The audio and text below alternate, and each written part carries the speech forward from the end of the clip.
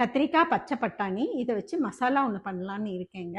இது கூட தேங்காய் அரைச்சி ஊற்றி பண்ணலான்னு இருக்கேன். இது எப்படி பண்ணலான்னு பார்க்கலாம் வாங்க. கட் பண்ண பெரிய வெங்காயம் 1 இல்லைன்னா 2 எடுத்துக்கலாம். 3 தக்காளி கட் பண்ணி எடுத்துக்கணும். இஞ்சி பூண்டு பேஸ்ட்டு கொஞ்சம் எடுத்துக்கணும். கொத்தமல்லி கொஞ்சம் எடுத்துக்கணும்.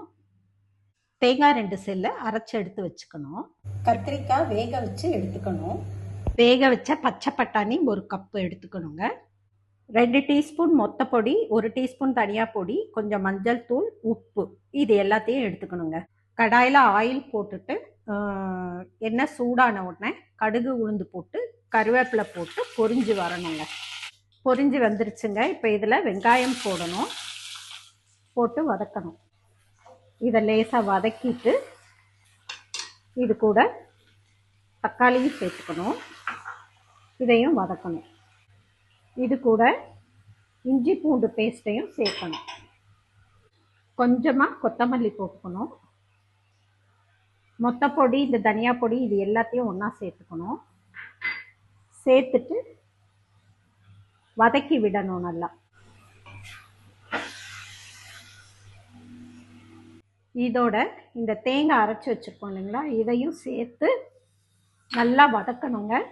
இந்த அளவுக்கு வதங்கி வந்த உடனே நம்ம வேக வச்சிருந்த கத்திரிக்காயை இதோட சேர்த்து கிளறி விட்டுக்கலாங்க.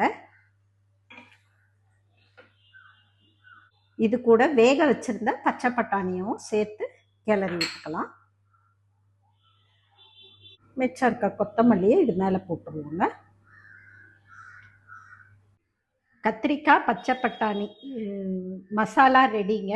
இந்த மசாலா நார்மல் கத்திரிக்காய் மசால் மாதிரி கிடையாதுங்க. இதில் கொஞ்சம் தேங்காய் அரைச்சி ஊற்றி கொஞ்சம் வித்தியாசமாக பண்ணியிருக்கிறேங்க. இந்த கிரேவி வந்து சப்பாத்திக்கு சூப்பராக இருக்குங்க. சாம்பார் சாதம், ரசம் சாதம் எல்லாத்துக்குமே செம்மையாக இருக்குங்க. ட்ரை பண்ணி பாருங்கள்.